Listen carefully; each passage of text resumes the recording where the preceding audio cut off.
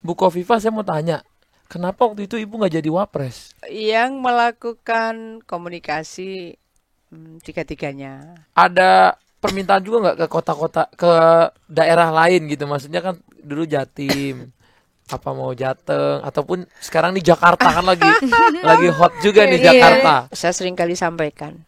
Kalau IKN sudah efektif di Kalimantan Timur, perasaan saya de facto ibu kotanya itu Jawa Timur. Wih, jangan salah. Oh, Oh. Tapi aku sempat dengar sayang katanya ibu tuh ada yang menawarkan untuk jadi menteri juga loh. nah, Untuk Eh, sekarang ini. iya sih. Tuh kan. Agak panjang wah, Iya. karena wanginya banget. biasanya wangi ya, masih berasa ya di Aduh, sini ya. harum banget. Berkah. Jadi dulu ini apanya sih Abdul Qadir Jadi Jailani? ditutup anunya itu, makam itu. Makamnya. Oh, tutup Iya, tutup makamnya, makam ya, Masya kiswahnya. Allah. Katanya aku yang salah, katanya aku yang bodoh. We don't care about the judgment, try to be better man. Assalamualaikum Ibu Kofifa. Ya, Assalamualaikum warahmatullahi wabarakatuh. Masya Allah, luar Kasih biasa. Mas Atta, Mbak Aurel. Sama-sama Waduh, Ibu. Tidak kita usah. kedatangan Ibu Kofifa ini salah satu perempuan pemimpin Indonesia yang namanya wangi nih di mana-mana. Masya Allah. Kita mah melayani. Eh, Luar Tapi biasa. Bu Kofifa, saya mau tanya, kenapa waktu itu ibu nggak jadi wapres? Masya Allah. Oh bukan ya, bukan ya. Soalnya waktu itu, Pertanyaannya ini bikin nah langsung pusing ya Bu ya baru awal-awal.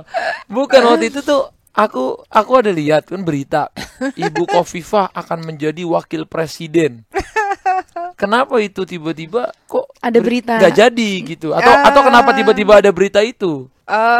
yang melakukan komunikasi tiga-tiganya. Oh, Oh, Ya. tiga-tiga calonnya Ya.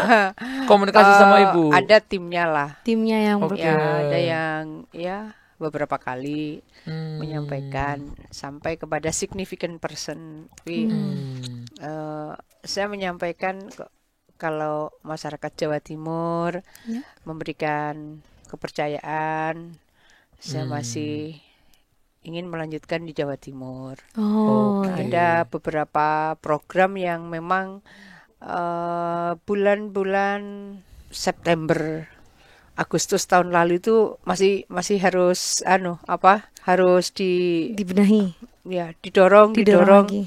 Misalnya kan Jawa Timur ini industri manufakturnya jauh di atas nasional. Jadi kalau Pak Jokowi Oktober tahun lalu itu meluncurkan 2045 industri manufaktur Indonesia itu akan mencapai 30%.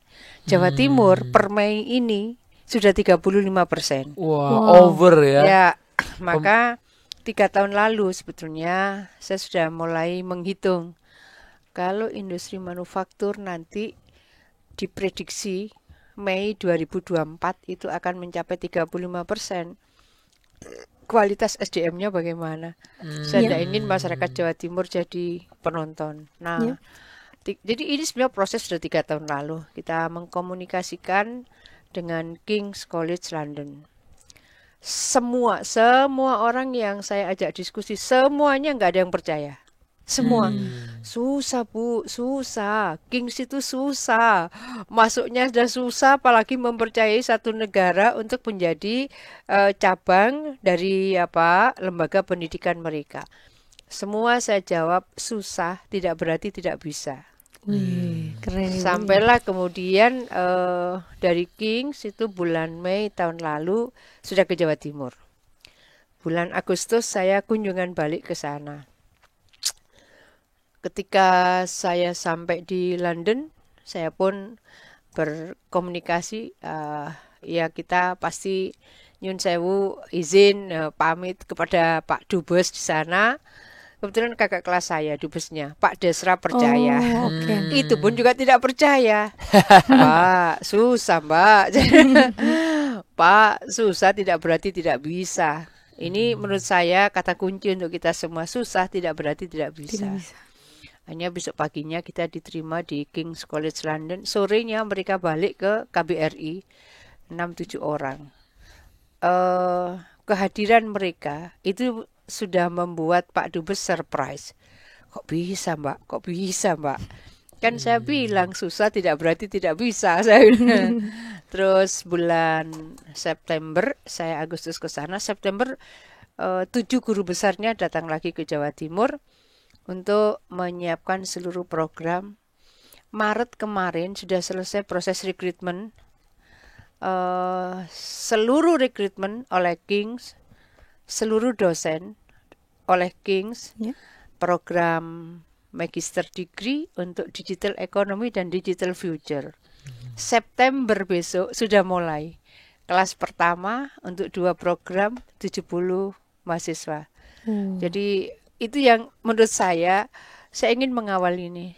Oke, Ini jadi proses melanjutkan gitu ya Bu ya. ada proses karena ini terkait dengan kekuatan industri manufaktur di Jawa Timur dan prosesnya tidak mudah. Tetapi tidak berarti tidak bisa. Itu tidak mudah. Itu kata kuncinya ya. Itu Tidak mudah bukan berarti tidak bisa. Itu Iya. bagus itu. Kemudian September ini juga S1 dari luar negeri pertama yang diizinkan oleh Dikti itu di Surabaya dari Western Sydney University untuk program apa? Digital Innovation. Jadi sebetulnya ini kebutuhan kita harus dicangkok. Kalau proses ini tidak dicangkok terlalu lama nanti. Perkembangannya Bu Ya, ya. ya. Sementara industri manufakturnya udah jauh di atas rata-rata nasional. Bayangkan kalau target nasional tahun 45 itu baru 30%, Jawa Timur sudah 35%. Dan kita mengantisipasinya dari 3 tahun yang lalu. Harus ada proses kita melakukan afirmasi. Harus dicangkok, SDM ini harus dicangkok. Diangkat gitu SDM Ya, Bu ya. jadi mencangkok dari Kings dibawa ke sini supaya ada proses Percepatan. percepatan, Percepatan. proses afirmasi, ya. Tapi Itu Ibu sih. sendiri kan banyak nih ya proyek-proyek yang untuk pendidikan gitu ya. Ya. Kenapa Ibu lebih fokus ke pendidikan? Kita itu kalau mau maju ya harus pendidikan. dimulai pendidikan. Ada problem kita menurut saya adalah saya itu termasuk hari-hari makan data. Saya suka melihat Analisa. ya Global Innovation Index kita, Global Competitiveness kita, kemudian Global Talent Competitiveness kita itu juga ya kita kalau mau lihat berapa rankingnya Singapura, berapa rankingnya Malaysia misalnya, maka kita harus mendorong melakukan percepatan. Kalau tidak melalui pendidikan itu bisa formal bisa informal ya, itu agak susah gitu mau masuk percepatannya lewat mana. Jadi kemajuan memang harus dimulai dari pendidikan Masya ya. Allah. Nah, kan sekarang banyak nih gaungnya Bu ya tentang Indonesia Emas 2045. Ya. Kalau menurut Ibu kita mungkin nggak lebih cepat? Oh bisa. Nah ini aku senang dapat pertanyaan ini karena 2030 siapa tahu gitu kan? Bisa. Wih, Bisa keren, dalam Ibu. artian begini. Bisa, tapi banyak juga yang tidak percaya. Oke. Tapi begini, Januari 2024 itu Pak Presiden Jokowi memanggil 7 rektor yang dalam asosiasi FRI, Forum Rektor Indonesia. Kebetulan ketuanya Pak Rektor UNER. Ya. Nah, kemudian pada saat itu pemilihan FRI yang baru Rektor UNESA. Jadi Rektor UNER ini jadi Ketua Dewan Pembina gitu. Regulasinya seperti itu. Lalu dikomandanilah oleh Rektor UNER. Ya agak serius nih ceritanya. Prof Nasih mengomandani. Pak Jokowi minta bisa nggak ya disiapkan secara konseptual, lalu di breakdown caranya bagaimana, tahapannya bagaimana supaya Indonesia Emas itu bisa dicapai lebih cepat. Kalau emas ya berarti 100 tahun, tetapi bahwa apa sih sebetulnya Indonesia Emas itu ketika kemudian ada pertemuan antara berbagai transformasi di berbagai bidang, kemudian ada kemajuan-kemajuan tertentu yang memang menggunakan indikator negara maju itu apa, ketemulah 2034. Ketemu ya. 2034. apa sih indikator negara maju? Kemiskinannya 2%. Apalagi income per kapita 13.000. Kemudian pertumbuhan ekonomi 9%. Nah, sudah ketemu ini. Setelah itu caranya melalui apa? Pendidikan lagi, SDM lagi gitu. Pendidikan lagi. Lalu ini sudah di breakdown, sudah jadi konsepnya, sudah sempat bedah konsep di Jakarta. Masih ada 4 titik lagi, satu lagi di Riau juga sudah. Kebetulan saya sudah menyampaikan konsep ini ke Pak Prabowo dan tim ini sudah diundang oleh tim pakarnya Presiden dan Wapres terpilih. Pak Prabowo dan Mas Gibran juga termasuk ikut mendengarkan paparan ini. Ya. Kemudian karena yang pesan pertama itu adalah Pak Jokowi, saya juga sudah mengajak Pak Rektor UNER untuk menyampaikan konsep yang sudah disusun ini kepada Pak Jokowi. Jadi artinya ini sudah terkonfirmasi kepada Pak Jokowi maupun kepada Pak Prabowo dan tim pakar mereka. Tentu kita semua berharap bahwa konsep ini akan bisa di breakdown lebih operasional supaya kalau ada yang akan menjalankan konsep ini mereka tahu cara ngukurnya dan cara mencapainya. Tentu tidak bisa se-Indonesia. Saya matur kepada Pak Jokowi maupun Pak Prabowo, Pak, ini yang nggak bisa dibilang se-Indonesia. Tetapi bahwa kita bisa bikin piloting seperti otonomi daerah dulu. Misalnya Batam, saya bilang, Batam ini pertumbuhan ekonominya sudah 7%. Jadi kalau masuk ke 9 sebagai salah satu indikator negara maju, itu asal semua infrastruktur investasi itu disiapkan, rasanya kok bisa. Termasuk meningkatkan income per kapitanya. Ambil nanti Surabaya, saya bilang, mungkin Bandung, Medan. Jadi ada beberapa kota besar yang saya rasa bisa dijadikan piloting sehingga nanti daerah-daerah lain itu akan mengikuti jejak suksesnya kota-kota besar ini. Jadi pada dasarnya di konsep ini 2034 Indonesia maju. Bismillah, Ya, 2034. Bismillah. Keren Berarti banget. dari pendidikan ya Bu ya. Ya, pendidikan termasuk. Tapi masih ada nggak ya Bu di Indonesia sekarang kan kita lihat ya masih banyak sekolah-sekolah yang istilahnya kadang-kadang atapnya belum Betul ya. sempurna, kursinya, terus sekolahnya sendiri betul. kadang nggak ada lampu. Betul. Terus anak-anak yang belajar pun nggak ada alat pelajarannya. Apakah itu sekarang ada juga Bu di tempat Ibu di Jatim? Gitu? Saya pernah mendapatkan laporan seperti itu. Memang kalau untuk SD kita masih menemukan. Dan itu saya seringkali menyampaikan pengawas sekolah sering-seringlah keliling. Supaya apa yang menjadi kebutuhan-kebutuhan dasar itu terpenuhi. Karena provinsi itu tanggung jawabnya pada SMA, SMK, dan untuk sekolah berkebutuhan khusus. SMP ke bawah itu adalah Bupati Wali Kota. Perguruan tinggi tugas pemerintah pusat.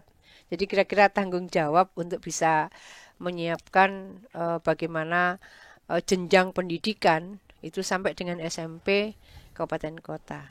SMA, SMK, kemudian sekolah berkebutuhan khusus itu provinsi, dan perguruan tinggi itu pusat. Menurut perhitungan Ibu ada berapa sekolah sekarang di Jatim? Kalau SMA, SMK ada 4.000. 4.000 sekolah. Ya. Berarti hampir 4.000-nya semua udah bagus nih Bu sekarang sekolahnya. Insya Allah sudah. Keren. SMA. Kemudian kita sudah masuk pada BLUT, Badan Layanan Urusan Daerah. Jadi pada dasarnya BLUD, Badan Layanan Umum kalau di pusat, kalau Badan Layanan Umum Daerah itu sudah ke SMK. Karena mereka sudah bisa punya income. Sehingga itu memudahkan mereka dan memotivasi mereka. Misalnya yang ada SMK 12 di Surabaya, itu khusus kesenian. Kita sampai pesan, jangan sering-sering konser, nanti sekolahnya apa keteter. Ketinggalan ya. Keren sekali. Jadi mereka memang sangat sering mendapatkan undangan kemana gitu. Itu yang khusus untuk seni dan musik yang di Surabaya. Tapi yang lain-lain juga otomotif misalnya. Kemudian ada 67 mungkin sekarang yang sudah BLUD. Itu mereka rata-rata kalau ditanya 1 bulan kamu punya income berapa? Paling kecil 1,5 juta. Jadi mereka sudah mandiri. Jadi ada yang mereka bikin kayak interior designer kayak begitu. Itu pesanannya kan karena pesanannya itu sudah online, jadi yang pesanan yang berbayar dolar mereka juga sudah terima. Wow. Jadi pada dasarnya kalau talenta itu bisa dibimbing, kemudian mereka bisa menemukan market aksesnya, itu luar biasa. Ada anak perempuan di SMK di Situbondo, itu dia 1 bulan bisa 8 juta. Wow. Ya, dia bikin cover sheet itu. Penghasilannya Bu? Ya, SD? SMK. SMK. SMK 8 juta udah. Jadi ada yang menurut saya yang surprise bukan hanya saya, Pak Rektor ITS, kita kan juga punya double track, SMA double track. Rupanya di SMA double track ini anak Bangkalan. Dia perias pengantin. Iya. Kalau lagi musim pengantin, dia bilang itu yang dia terima bersih bisa 52 juta. Lebih surprise lagi. Pak Rektornya juga kaget. Kan untuk double track itu sebetulnya SMA, bukan SMK. Tapi mereka bisa punya pilihan bakat. Ada yang juga ambil perhotelan gitu, ada yang ambil kayak bakery gitu. Beda-beda Tapi ya. ada yang ambil perias pengantin. Jadi saya tanya bagaimana? Iya Bu, kan satu pengantin itu ada proses panjang sebelumnya. Iya. Proses dilulur, proses dikasih semuanya begini-gini. ya. Iya. Itu kalau musim pengantin ini sebentar Penuh lagi ya. kan, padat dia. Berarti kalau menurut Ibu lebih efektif SMK ya atau dua-dua. Jadi ini yang SMA double track. Double track itu jadi dia juga kurikulum SMA, tapi dia juga dapat kurikulum sesuai dengan skill dan talent masing-masing ya, kemampuan. Iya. Seru juga tuh SMA double trade. Iya, Zaman double aku track. double track. Itu ITS yang mengomandani. Jadi mentor utamanya Pak Rektor itu. Zamanku dulu belum ada tuh Bu ya. SMA double track. Double Keren track juga. ya. Tapi Ibu sendiri kan banyak mendalami pendidikan, terus banyak yang bilang kerjanya juga di sana bagus gitu ya. Ada permintaan juga nggak ke kota-kota, ke daerah lain gitu? Maksudnya kan dulu Jatim, apa mau Jateng, ataupun sekarang di Jakarta kan lagi hot juga nih Jakarta. Pilih pemilu DKI Jakarta sebentar lagi nih Bu juga. Sama kan pilkada. Barengan ya? Barengan serentak. Bareng. Nah, 27 November Atau mungkin Ibu ada keinginan ke Jakarta Jakarta. itu di kotanya kita nih. Kalau aku itu melihat begini, jalur tol laut itu cuma 32 di Indonesia, 27 lewat Surabaya. Maka Indonesia Timur 20 provinsi. Ini termasuk pengembangan Papua ya, 20 provinsi, hampir 80% logistiknya dari Jawa Timur. 80% logistik 80% logistik untuk Indonesia Timur. Sehingga nanti kalau IKN itu sudah mulai efektif berjalan, maka sesungguhnya logistik yang dibutuhkan itu suppliernya juga banyak dari Jawa Timur. Nah, saya sering kali sampaikan, kalau IKN sudah efektif di Kalimantan Timur, perasaan saya de facto ibu kotanya itu Jawa Timur. Wih, jangan salah.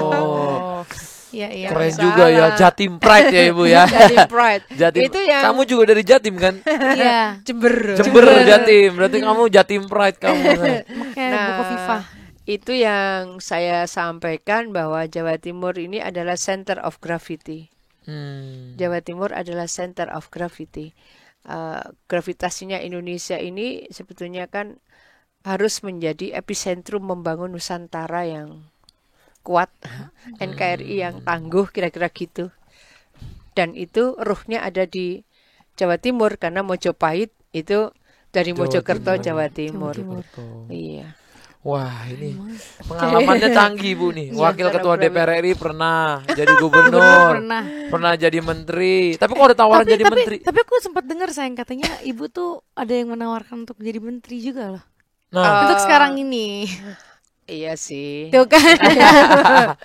Tapi saya sudah Kenapa? mengatur, kalau diizinkan saya di Jawa Timur aja. Oh, tapi hatinya ibu tuh di Jawa Timur. Jatim sayang. banget. Tapi kan Ah. kalau ibu jadi misalnya contoh ya, Menteri Pendidikan misalnya, kan ibu udah banyak kemajuan Iya, soalnya ibu pendidikan tuh di ya. Jawa Timur. Siapa tahu bisa jadi menyeluruh ke seluruh Indonesia gitu. Jadi saya melihat sebetulnya proses untuk bisa mengasah leadership itu kepala daerah. Karena kan kita mesti membangun komunikasi dengan Pangdam, Kapolda, Kajati. Kalau di Jawa Timur berarti dengan Pangko Armada, dengan Pangdiviv Kostrat. Jadi seluruh elemen dengan tokoh-tokoh agama, ya termasuk dengan perguruan tinggi. Jadi Lebih berasa gitu ya. ya, saya rasa untuk mengasah leadership kita, perasaan saya, kepala daerah itu memungkinkan untuk bisa mengambil policy yang dibutuhkan untuk bisa tentu kemajuan daerah yang dipimpinnya. Ya. Keren ya. Nih, dia Makanya juga lagi belajar nih. Aku juga tahu karena Mas Atta juga ditawarin. Aduh, Aduh si ibu. aduh. Kalau aku emang fokus ini Bu, bekerja di sini aja dulu. Tapi Aurel ini suka politik juga loh Bu dia. Ya. Ini harus belajar dari ibu sayang. Ibu umur berapa? Izin Bu, umur berapa? Sekarang udah 58. 58 loh, masih gini loh. Visioner. Tapi saya tuh salah satu idola Ibu Khofifah karena kan dulu tuh udah sempat beberapa kali ketemu kan. Cuman selalu dapat cerita tuh dari Pipi kan karena papa kan Ya. kenal juga dekat sama ibu gitu ya. Jadi selalu apa ya denger tuh Pipi selalu bilang kayak Bu Khofifah tuh pinter banget loh gitu. Jadi apa ya motivasi gitu loh bisa. Aduh luar biasa. Nah, deh. kalau buat kayak kita-kita Bu, kalau mau masuk politik tuh apa sih yang harus dipertimbangkan Bu? Pilihan lah ya. Karena seorang Mas Atta yang sudah memiliki prestasi luar biasa. Amin, Amin, Masya Allah, amin. amin. Kalau akan mengembangkan pada proses pengabdian yang lain, jadi ini harus saling menguatkan, tidak saling mereduksi. Kekuatan-kekuatan yang sudah dimiliki, bagaimana bisa memberikan manfaat lebih luas. Nah, Amin. sebaliknya kemudian barangkali ada yang masih harus dibangun penguatan lain. Nah, lewat policy-policy yang bisa diputuskan oleh seorang pengambil keputusan. Jadi kan bedanya politik itu adalah proses pengambilan keputusan yang mengikat publik, yang mengikat masyarakat umum. Ini kalau ini sebuah korporasi, ada keputusan pasti yang diambil, Ada. tapi kan mengikatnya ke dalam. Ke perusahaan Nah, sendiri. Oh, ini harus ke Nah, semuanya ya, kalau Bu. politik itu mengikat masyarakat umum. Sehingga kalau ada keputusan gubernur ya berlaku untuk umum, keputusan presiden berlaku untuk umum, ada undang-undang berlaku untuk umum, ada perda berlaku untuk umum. Bedanya di situ sih. Dari banyaknya keputusan Ibu, pernah nggak Ibu ngerasa ini keputusan saya salah? Mudah-mudahan tidak. Jadi kalau misalnya begini, adalah kita mengambil keputusan yang tidak secepat itu kita tanda tangani. Kadang saya harus nunggu, ntar deh saya sholat malam dulu. Misalnya adalah sanksi kepada pegawai. Itu sampai ke Ibu juga sanksi pegawai? Kan gubernur kalau penurunan pangkat, sampai kepada kemudian pemberhentian. Karena pelanggaran-pelanggaran tertentu sesuai dengan koalisi peraturan perundang-undangannya bilang begini gitu ya, dan sudah dipanggil melalui tim apa sampai kemudian ya ada yang harus turun pangkat, ada yang sampai kemudian harus diberhentikan. Itu sesuatu yang tidak mudah bagi saya untuk mengambil keputusan, sehingga ada proses yang saya harus lakukan. Ada lagi yang perceraian. Oh, Perceraian perceraian. itu Perceraian. saya bilang kenapa lah ini BKD, Badan Kepegawaian Daerah. Asal hari Jumat gitu saya dikasih berkas-berkas izin perceraian. Asal hari Oh, pasti saya bilang saya tidak tahu, mungkin Kamis malam surat masuk sehingga Jumat Jumat itu ibu, ya. ya. Ada hal tertentu yang kemudian saya panggil. Tapi kalau ada paling banyak kan guru kebetulan jauh-jauh gitu. Saya ngecek prosesnya, dia Ya. sudah dipanggil berapa kali dan seterusnya dan seterusnya. Jadi sebetulnya sedih saya karena ini hari Jumat ini mestinya hari yang penuh berkah gitu, tapi memutuskan Harus menandatangani tanda tangan. izin perceraian itu berat. Tapi harus saya lakukan Harus. karena ini Bu, ini sudah pisah rumah sekian tahun ini dan seterusnya dan seterusnya. Kadang kemudian ketika saya panggil Bu, KDRT ada apa Oh, ya iya. sudah gitu-gitu. Iya, berat. Ya, itu Itu aja berat. ibu ya yang tanda tangan ya. Itu berat. Kan tanda tangan kita banyak, tapi Iya. menurut saya sebagai pengambil keputusan ini kalau saya tidak tanda tangan ya ini nggak bisa menjadi contoh tidak baik bagi pegawai lain. Misalnya dia harus turun pangkat karena pelanggaran ini. Bahkan ada yang harus diberhentikan karena pelanggaran berat ABCDE. Prosesnya sudah dilakukan cukup lama. Itu yang berat. Terus saya harus memikirkan dia keputusannya bukan hanya buat diri sendiri atau kantor sendiri, tapi sekarang udah kemaslahatan Ya. umat. Karena beberapa kali yang Efeknya. benar kata ibu tadi kan Bang Atta ada tawaran gitu ya. Terus Ya. Bang Atta kan nanya ya, maksudnya kita diskusi Ya, gitu ya. Terus saya selalu bilang kenapa nggak diambil aja kan, maksudnya coba gitu Ya. belajar. Katanya, aduh aku katanya aku belum siap gitu. Makanya Ya, tadi ya, setelah ya. mendengar ibu, oh ternyata berat juga ya. harus benar-benar menguasai dan Harus apa ya, mementingkan rakyat iya. gitu. Ya, Harus ya. ini tuh semua yang kita Kepentingan umum keputusan betul-betul umum, harus benar-benar rakyat. diutamakan. Tapi ya. gimana ibu cara membagi Membagi waktu? waktu. Kan ibu perempuan nih. Kan kalau pemimpin misalnya laki-laki, dia mungkin karena bapak rumah tangga. Kalau ibu tuh gimana caranya ibu membagi waktu sama keluarga, keluarga, gitu? Dengan sebagai kepala. Saya bersyukur lah ya karena anak saya udah besar-besar, besar-besar. jadi udah Oh, mandiri. alhamdulillah. Tapi itu pun mereka yang bersama saya akan mengetahui saya tidur 4 jam itu sudah mewah. Wah, Ya. tidur 4 jam itu Ya. mewah ya guys ya. Kalian yang tidur 8 jam bersyukur udah. Ibu jadi tidurnya hanya Ya, 4 jam. saya bukan contoh yang baik, tetapi bahwa bawaan badan saya insya Allah sudah berseiring dengan siklus dan metabolisme tubuh, begitu.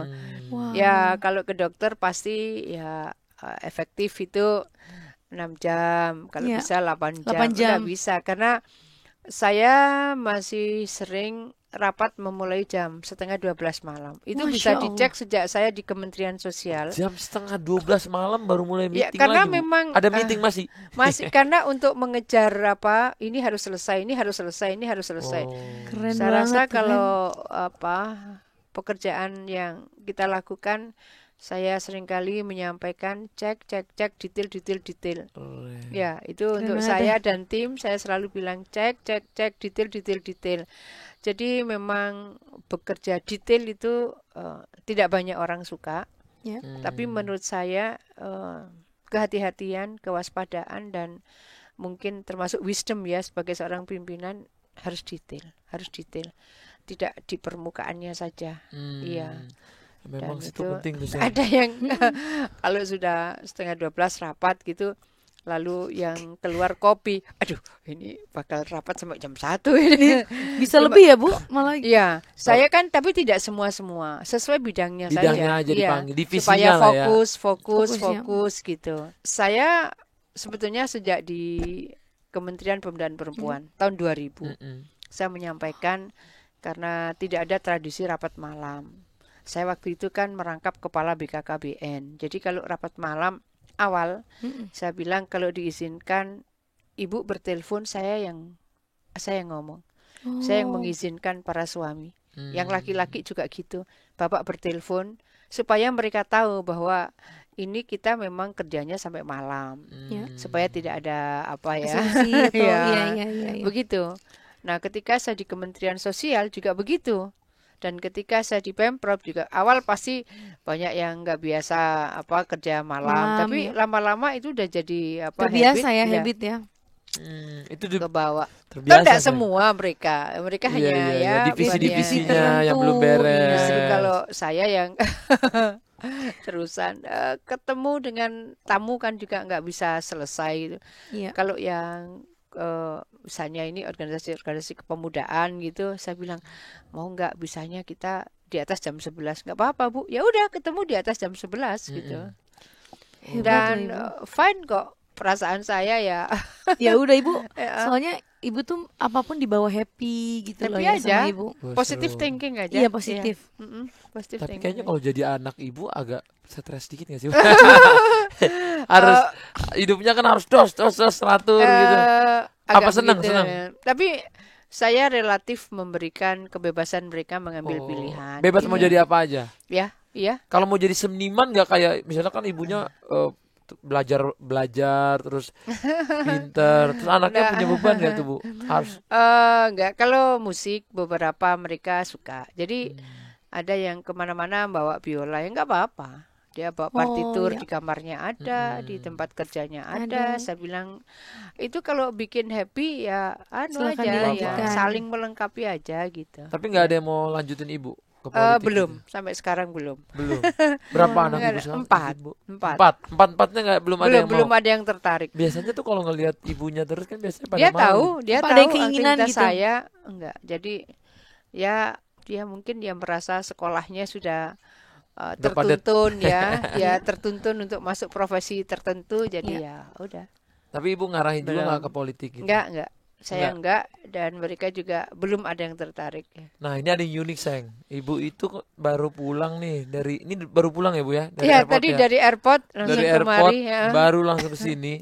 Itu mempelajari tentang Syekh Abdul Qadir Jailani. Jadi kalau ada manakib Syekh Abdul Qadir Jailani itu kalau di kampung-kampung mereka membaca itu.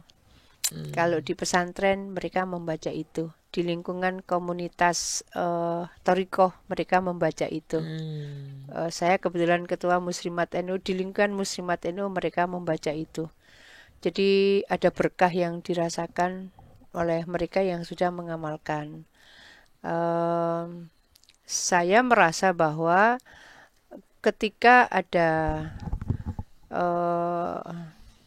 ajaran yang sebetulnya memberikan referensi tentang moderasi, tentang toleransi, tentang kesolehan sosial, bagaimana orang itu memberikan sapaan sosial secara lebih kuat.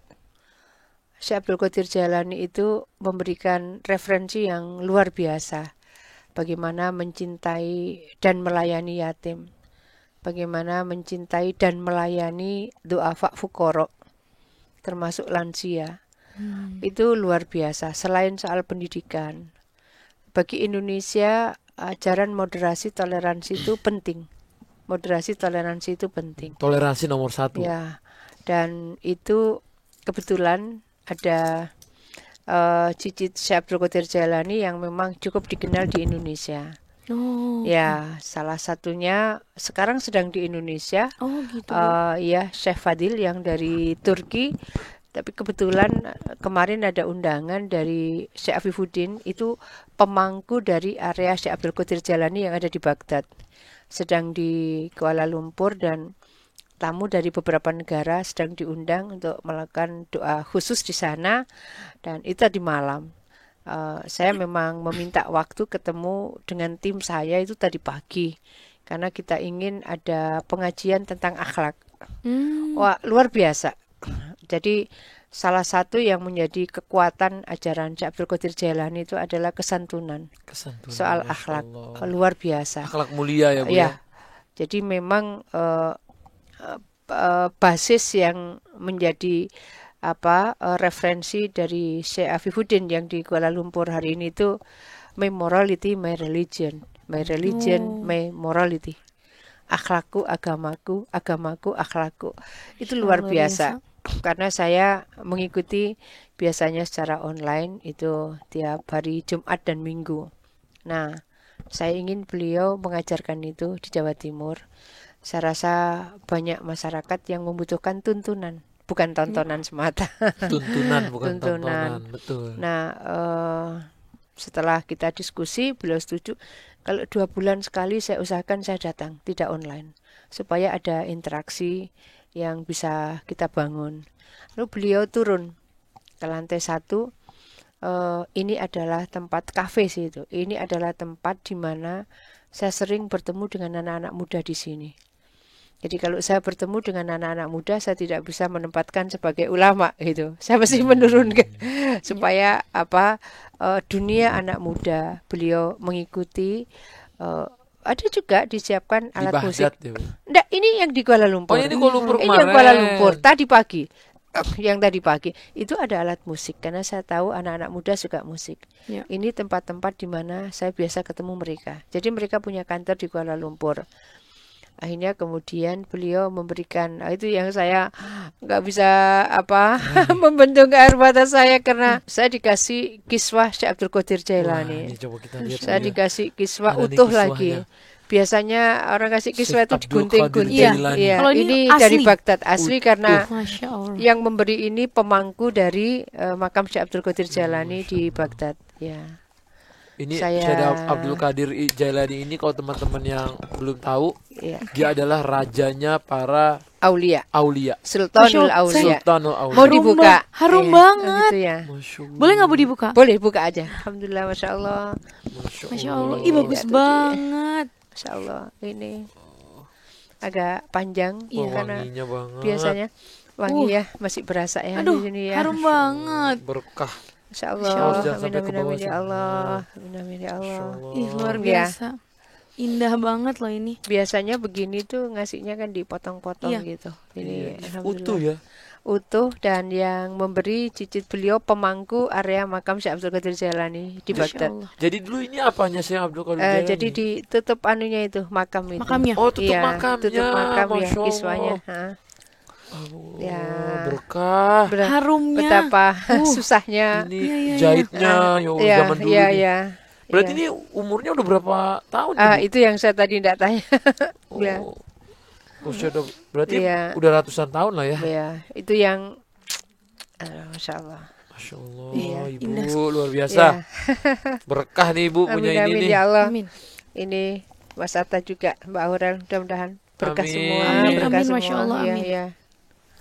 Harum banget. Bener-bener harum. Iya, Beuh, Masya Allah. kok bisa? Ibu ada cerita Syekh Abdul Qadir Jailani nggak yang paling bikin Ibu sangat terinspirasi? Karena Syekh Abdul Qadir Jailani itu membangun sapaan dengan kesolehan sosial. Saya 2 bulan lalu sempat ke Baghdad dan ke area makamnya beliau sampai 4 kali karena memang kita berniat untuk khataman manaqib di makamnya Syekh Abdul Qadir Jailani dan langsung dipimpin oleh Syekh Afifuddin di sana. Saya kemudian diajak ke area di mana Syekh Abdul Qadir Jailani memulai memberi makan masyarakat dan itu 800 tahun berjalan Wow. sampai sekarang. Jadi Makan gratis makan gratis untuk masyarakat yang fakir miskin di sana Bu. di sana di Setiap Baghdad. hari. Setiap hari 2 kali. Setiap hari 2 kali selama Sudah 800 tahun. 800 tahun makan gratis. Makan gratis 800 tahun dengan kualitas sangat bergizi. Bukan hanya Sangat bergizi, bergizi. sangat bergizi. Jadi Ibu belajar juga dong soal itu. Jadi saya kebetulan diajak ke situ oleh Syekh Afifuddin, diajak keliling untuk memberikan pembelajaran bagaimana sebetulnya kesolehan sosial memberseiringi dari seluruh amal ibadah kita. Ini gudangnya kata beliau. Kemudian ini masaknya. Semuanya higienis, di sini tempat membaginya. Nah, mereka masing-masing bawa 3 panci ya, panci. Ada juga yang kayak tempat cat itu loh. Ya Oh. bersih lah ya, segini itu ya. Mereka bawa 3. Satu untuk nasi, satu untuk sayur, satu untuk lauk. Lauknya. Nah, saya kan diminta untuk Iya. ngisi. Ngisi makanan. Terus saya isi tambah lagi. Saya pikir kok banyak banget. Ketika sayur juga begitu, saya isi tambah lagi. Oh. Ketika ikan, lauk enggak. itu ayamnya kan gede-gede gitu. Saya sudah isi 3, tambah lagi. Ini mah bukan porsi person, ini porsi keluarga. Bilang ini mah, jadi porsinya itu porsi keluarga. Sehari 2 kali. Masya Allah. Ya, Apakah itu dari pemerintah sana, Bu? enggak. Jadi enggak. dari masyarakat? Yayasan, iya. Dari yayasan. Syekh Abdul Qadir Jailani. Yayasan Syekh Abdul Qadir Ya. Jailani, Masya Allah. Berarti amal jariahnya sampai sekarang ya? Kebayang enggak? Kebayang. Jadi ada yang memang kemudian ke sana terus saya titip beras, saya titip uang untuk Masya Allah, tambah tabarakallah. makan untuk fakir miskin. Itu Luar 800 100 tahun. tahun makan gratis. Sehari 800 tahun. 2 Dua kali. kali loh. Dengan porsi yang super Ya. bergizi. Porsinya bergizi dan untuk keluarga. Keluarga. Menurut saya itu Banyak. porsi Apakah banyak. Ibu udah mempelajari juga buat nanti diaplikasikan di negara kita? Saya udah minta udahlah kita pulang seberapa kita bikin. Saya bilang gitu. Kan saya bawa rombongan 32 orang. Salah kita bisa 10 bungkus. Kita bisa 15 bungkus. 15 bungkus. Saya bilang yang penting kita bisa mengikutilah jejak kesolehan sosialnya beliau. Masya Allah. Dan Syekh Abdul Qadir Jailani ini dikenal tidak hanya sosok ahli tasawuf, yang dikenal memang ahli tasawuf lewat Thariqah Al-Qadiriyah. Tapi bahwa beliau ternyata menguasai 13 cabang ilmu. Ini juga belum banyak diketahui. Sampailah Jumat kemarin kita baru membuka pengajian tafsir oleh cicit Syekh Abdul Qadir Jailani juga. Itu yang mentahqiq tafsir Al-Jailani, yang beliau memang sudah mengunjungi lebih 50 perpustakaan dunia. 50 perpustakaan dunia. Salah satunya adalah perpustakaan di Vatikan. Pada saat beliau ke Vatikan, beliau juga ditanya untuk apa ke perpustakaan. Iya, saya ingin mencari manuskrip dari karya Syekh Abdul Qadir Jailani. Ini cicitnya yang sekarang sedang di Jawa Timur. Beliau yang keliling menyisir manuskrip Syekh Abdul Qadir Jailani. Setelah itu beliau temukan ada tafsir Syekh Abdul Qadir Jailani yang sudah tersimpan 800 tahun di perpustakaan Vatikan. Rapi, lengkap, 30 juz. Itulah yang kemudian beliau telaah, beliau kaji, dan akhirnya sudah diterbitkan. Itu yang ke Istanbul. Tapi kalau ke Baghdad, saya bersama mursyid-mursyid Thariqah juga untuk ya bersama-samalah kita. Senang ya Ibu berarti ya, ziarah-ziarah itu senang. Banyak referensi kehidupan. Banyak referensi belajar kehidupan. gitu ya Bu ya. Jadi misalnya kalau di Manaqib itu ada begini, suatu saat ada saudagar yang akan berdagang. Kemudian beliau sawan kepada Syekh Ahmad. Syekh Ahmad bilang begini, nggak usah diteruskan, karena nanti kamu akan ketemu perampok, hartamu dirampok, kamu juga akan dilukai. Gitu. Setelah itu kemudian saudagar ini ke Syekh Abdul Qadir Jailani. Saya ini mau berdagang. Kata saya sudah ke Syekh Ahmad, karena ini lebih sepuh kan itu. Saya sudah ke Syekh Ahmad, tapi kata Syekh Ahmad, saya tidak boleh melanjutkan karena nanti saya akan ketemu perampok dan kemudian saya juga akan dilukai. Gitu. Kata Syekh Abdul Qadir Jailani, tidak ada apa-apa, teruskan saja. Syaratnya kamu sodako dan baca sholawat. Sodako. Karena sodako itu litaf'il bala, karena dia akan menghilangkan bala bencana. Kamu sedekah dan baca sholawat. Saya ikut mendoakan. Setelah dalam perjalanan 3 hari, dia bermimpi kalau dia dirampok dan dia dilukai. Terus dia bangun. Akhirnya dia tidak melanjutkan perjalanan, dia kembali ke Syekh Abdul Qadir Jailani. Kok saya tadi malam bermimpi seperti ini ya, gitu. Iya, itu karena kamu sudah sedekah dan baca sholawat. Seandainya kamu tidak sedekah dan tidak baca sholawat, kamu akan mengalami itu. yang dirampok dan Dirampok, dilukai. Tapi kalau kamu sudah sedekah dan kamu sudah baca salawat banyak, saya ikut mendoakan, maka itu ketemunya di mimpi. Sudah kamu berangkat. Setelah berangkat, dia mendapatkan keuntungan luar biasa. Di dalam manaqib itu keuntungannya bahkan sampai 20 kali lipat dari yang biasanya. Dia pulang ingin menyampaikan bahwa dia mendapat keuntungan besar gitu. Ke Syekh Ahmad yang sepuh tadi itu. Sama Syekh Ahmad, oh enggak, kamu ke Syekh Abdul Qadir Jailani saja gitu.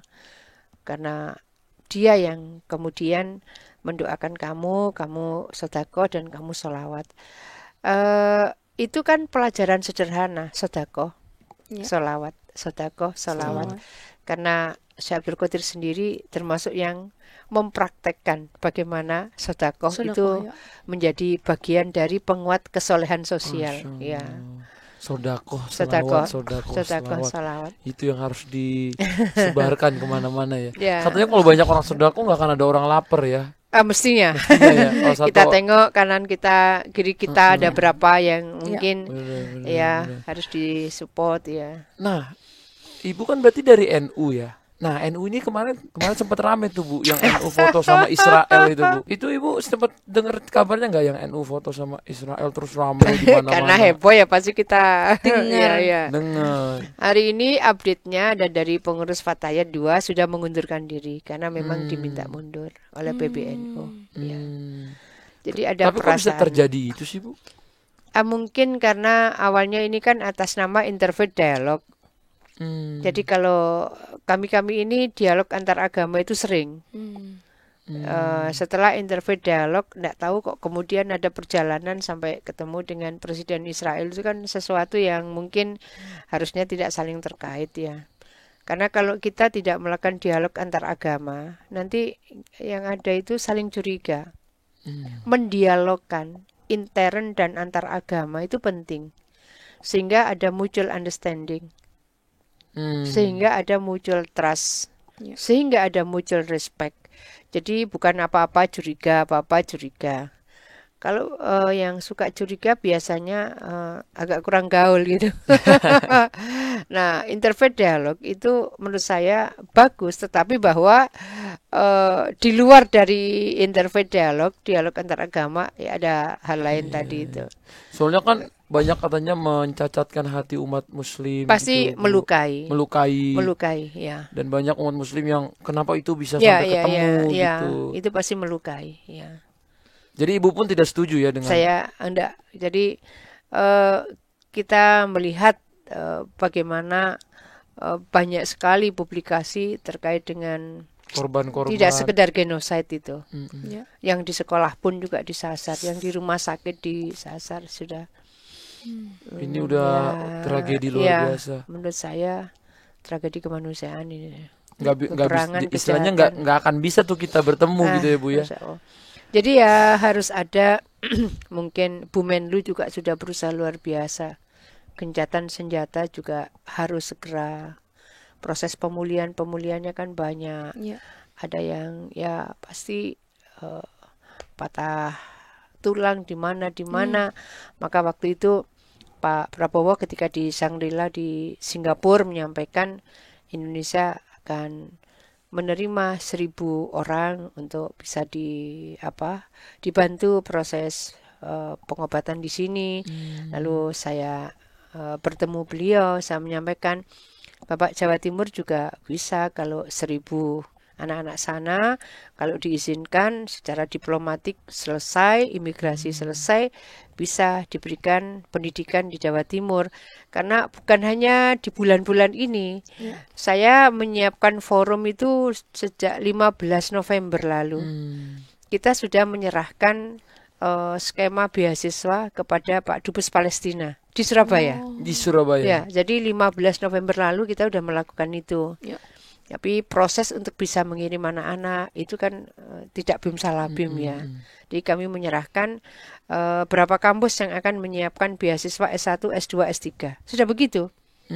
Kemudian berapa pesantren yang menyiapkan tempat untuk anak-anak Palestina jika berkenan dididik di Jawa Timur. Jadi artinya bukan hari-hari atau bulan-bulan kemarin, tapi 15 November yang lalu saya sendiri menyiapkan forum dan kemudian beberapa pesantren sudah menyerahkan komitmennya kepada Dubes Palestina. Tinggal menunggu bagaimana komunikasi berikutnya untuk mengirim anak-anak itu. Sebagai ketua muslimat, saya mengkomunikasikan dengan kawan-kawan kita sudah 3 kali mengirim bantuan memang dalam bentuk uang, karena kita sudah punya komunikasi dengan cabang yang ada di Jordan dan yang ada di Rafah Mesir. Ya, Rafah Mesir. Kita bahkan berkomunikasi, berinteraksi secara online waktu puasa yang lalu, itu udah yang ketiga kalinya kita berkirim antara lain untuk buka dan sahur di area-area pengungsi. Sudah berkomunikasi dengan koordinator dari tim yang ada di Rafah. Pada dasarnya ini yang menggerakkan kita kan sisi kemanusiaan. Ada proses yang menurut saya ini kejahatan kemanusiaan yang sudah sangat melampaui batas dan regulasi-regulasi PBB termasuk di dalamnya. Sedih. Wah, luar biasa. Saya sedih banget kalau soal ini. Sedih, ya. Sedih banget. Kita tuh bisa nggak sih Bu adopsi anak dari Palestina gitu? Nah, saya belum sampai kepada adopsi ya. Jadi waktu itu saya menyampaikan ini beasiswa yang bisa kami berikan. Jadi ada sangat banyak pesantren, sangat banyak perguruan tinggi, termasuk perguruan tinggi negeri. Pasti banyak sih Bu yang mau bantu.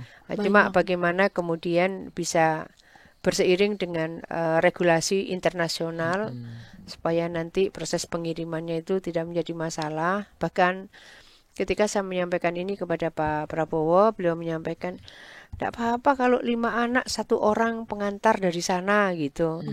Pokoknya begini Pak, kami dan tim ini siap untuk menerima mereka. Cuma bagaimana teknisnya kami menyerahkan kepada pemerintah supaya tidak ada hal misalnya ini penculikan anak Palestina kan jadi lagi nanti. Lebih bahaya lagi beritanya. Iya. Seru banget. Tapi memang guys ya, nanti pasti ada aja yang ngomong, ya kenapa nggak beasiswa anak Indonesia dulu? Anak Indonesia sekarang Ibu udah buka ya Bu ya? Udah. Di sana beasiswa sebesar-besarnya. Sampai S3 juga. Sampai S3 juga, apalagi kita juga kasih beasiswa untuk ke Mesir. Ke Mesir juga ya. Dari Mesir kita dapat beasiswa, jadi Pemprov hanya menyiapkan living cost-nya. Iya.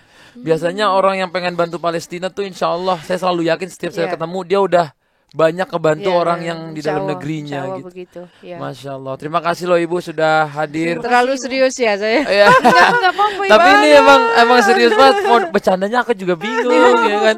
Tapi makasih loh ini sharing-sharing sama Ibu. Seru banget. Soalnya kemarin juga aku lihat kan di foto IG-nya udah fotonya sama Mayor Teddy kan. Ngobrol apa sih Bu sama Mayor Teddy? Kawan lama sebetulnya kan. Oh ya teman lama ya. Mas Teddy kan dulu ajudan Pak Jokowi. Oh dari dulu. Dari dulu. Kawannya lama. Siap. Pokoknya sehat selalu buat Ibu. Amin. Semoga Sukses. bisa terus semangatnya untuk membangun negeri. Amin. Mas Atta ini juga kontribusinya luar biasa. Ampun, dari mulai anak-anak muda, dibikin ampun. produktif, inovatif, dan Amin, tentu amin. luar biasa. Iya. Nanti kita main-main deh ke tempat Ibu di sana ya. Ayolah ya. Sehat-sehat pokoknya Ibu, jaga kesehatan. banyak. Banyak minum air putih ya Bu ya. Ayo. Assalamualaikum warahmatullahi wabarakatuh. Assalamualaikum warahmatullahi wabarakatuh. Hello, we need to talk.